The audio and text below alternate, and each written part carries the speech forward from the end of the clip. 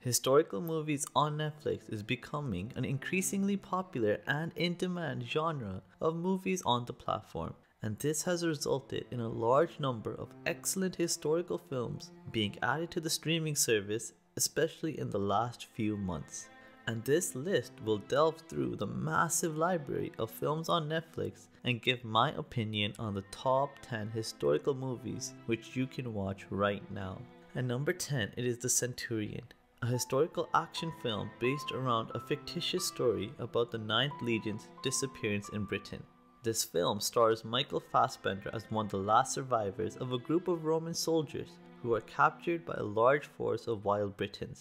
and they are held as hostages by these outlaws who have a deep hate and desire for revenge against all Romans. The Centurion is a great film with a fantastic and interesting storyline, great plot twists, and most of the cast do a fantastic job of bringing the characters to life, but I do feel that the side characters are underwritten and not fully developed. But if you're looking for a film which displays a gruesome adventure of one man's fight for survival in an ancient historical backdrop, then The Centurion is my recommendation for you. At number 9, it is Defiance, a film based on Nekoma Tech's 1993 book, Defiance, the Bielski Partisans, which sees four Jewish brothers, the Bielskis, escape persecution by the Nazis by fleeing into the Nelaboki forest. Eventually, they meet up with other refugees and Jewish escapees and become the leaders of a small rebel force, and they do their best to survive in some of the most harrowing and challenging situations. Defiance stars Daniel Craig,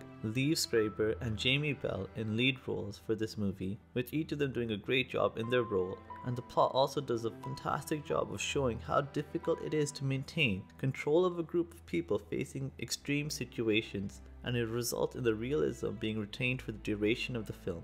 There's very little to critique about Defiance, as the acting, storyline, and cinematography is all first class. Some reviewers have critiqued the film for portraying Jews in an overly passive manner, but I think the film does the best it can within the constraints it had, and I would definitely recommend it for anyone looking for a new spin on a World War II film. And number 8, it is Dunkirk, a war film depicting the Dunkirk evacuation of World War II, in which 400,000 stranded English and French troops were rescued from the harbours of Dunkirk by a range of small ships. This film is unique as it gives the perspective of events leading up to this evacuation from the land, sea, and air. This film really highlights to viewers exactly just how dangerous and challenging this rescue mission was, and how many different things had to fall in place perfectly for these 400,000 soldiers to be saved. Dunkirk has fantastic acting by the entire cast, as there's very little dialogue in this movie, especially during the land scenes, meaning that the actors have to communicate primarily with their facial expressions and body languages.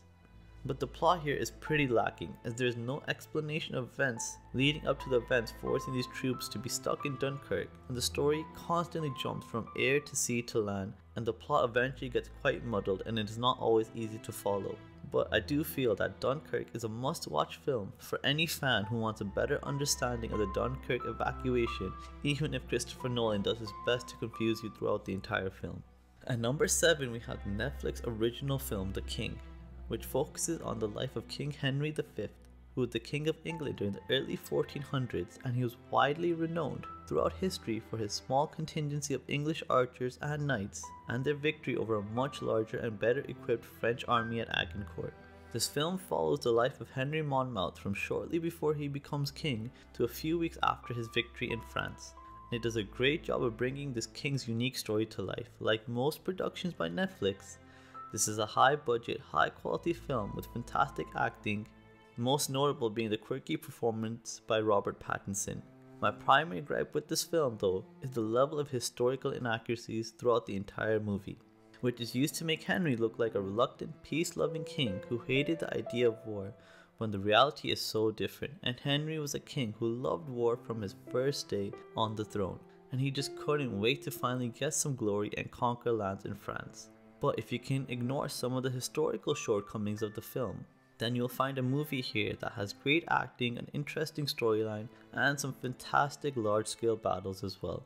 And this film does a really great job of bringing the bloody reality of medieval warfare to life. At number 6 is 1917, a war film directed and produced by Sam Mendes, and it is partially inspired by stories told to him by his grandfather, Alfred Hubert Mendes, and the various events he experienced during his time in World War I.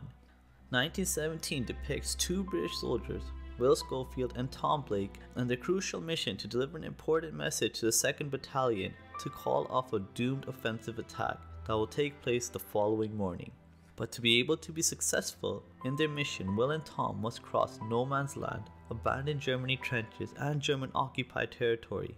1917 has amazing cinematography, and it tells the story in a truly awe-inspiring way, resulting in 1917 winning the Academy Award for Best Cinematography and Best Visual Effects, as well as getting nominated for 10 awards, including Best Picture and Best Director. And you owe it to yourself to find out why this award-winning film is just so unique and different from any other World War I film you might have seen. The 5th spot on this list goes to Saving Private Ryan, a 1998 epic war film about the rescue mission of a squadron of soldiers who are tasked with finding and evacuating the last surviving brother of the Ryan family during the invasion of Normandy. Saving Private Ryan is remembered for being one of the first films to remove the romanticism around war and highlight it as the brutal, nerve-wracking and horrific experience that it truly is. This is most evident in the second scene of the film, which depicts the Battle of Omaha Beach during the Normandy landing.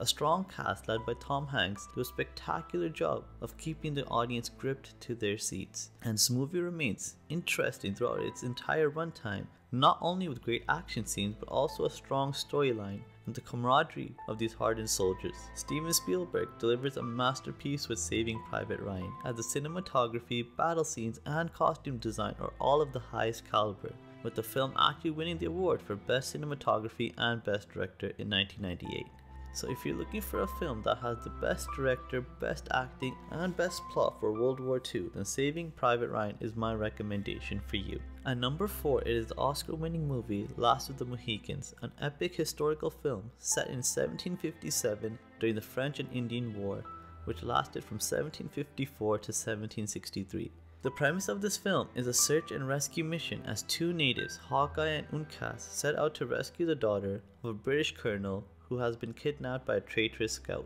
However, to be successful in this mission, Hawkeye and Uncas have to cross through the crossfire of a deadly and gruesome military conflict, which is occurring between the natives and the French. This Daniel Day-Lewis starring film is truly magnificent, with Daniel Day-Lewis giving what I would consider to be the best performance of his career, having actually spent months living in the wilderness and off the land to prepare for his role as Hawkeye, and his dedication to this role is evident throughout the entire film. The plot here is very fast-paced and interesting, if somewhat hindered by an unnecessary love story, but the turbulent relationship between the natives and European settlers is aptly considered, and there are some great fight and battle scenes as well. So if you're looking for a film covering a little talked about war during the expansion of the Europeans into the New World, then The Last of the Mohicans is the perfect recommendation for you. At number 3, it is Troy, an epic film based on the Iliad by Homer, depicting various events from the 10-year-long siege which sees a massive Greek army besieging the city of Troy